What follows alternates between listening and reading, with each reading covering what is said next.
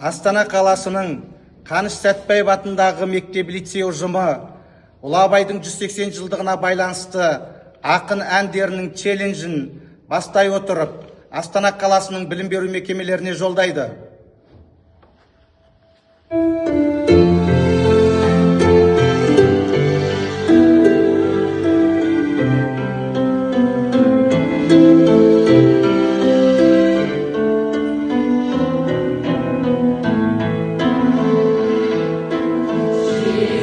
Жасында ғылым бар деп ескермедім, пайдасын көре тұрады ескермедім. Ер жеткен соң түспеді уысыма, қолымды мезгіліне кеш сермедім. Бұл махрұм қалмағыма кім жазалы, қолымды дөп сермесем өстермедім. Адамның бір қызығы бала деген, баланы оқытуды жек көрмедім.